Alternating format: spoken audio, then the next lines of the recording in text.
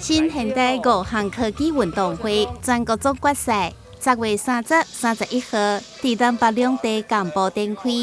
经济部长王美花现身北部的国立体育大学赛区，来为参赛选手加油打气。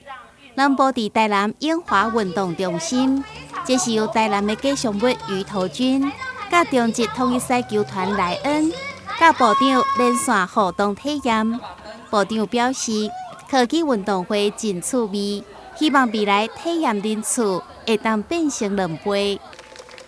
我们的这些的软体，我们这些 AR、VR 的设备，然后来跟这个赛事来结合。那我也祝福我们这样的一个推广呢，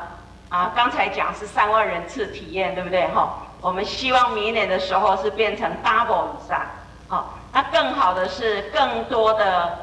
场地，我刚才也看了更多的场地，包括体育馆，甚至包括这个长照中心，我觉得长照中心非常需要然后百货公司。这个太太们去逛街，先生就可以有地方运动。这是一个非常好的这个两全其美的一个这样的一个设置。这届运动会为了防疫，采用5G 社区转播、南北连线异地做伙比赛，这嘛是国际赛会新趋势。对一般的民众来讲，原来在家里面呢，其实就可以射箭，那也可以射击。那有非常多的一个产品，那这一些，我想对于我们普化的运动，如同刚刚王部长所提到的，应该是更为这个便利所以新现代新科技的这个5项这个运动会，非常敬佩那么事实上透过科技所开发出来的许多的运动的产品，那么把它呢融到我们的体育里面去，那么让我们的一般的民众或是未来说不定可以作为选手训练的一些设施，那么可以让普化运动呢更为普及。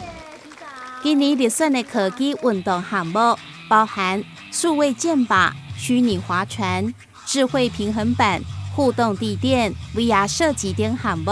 比赛新奇趣味。开始。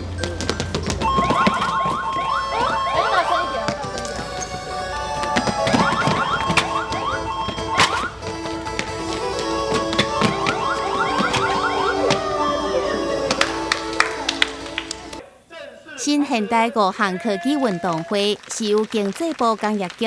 甲教育部体育署、国立体育大学做伙举办，以运动竞技结合人工智慧、物联网、5G、体感科技以及数位内容等新兴的技术，透过运动会形式协助业者行销推广。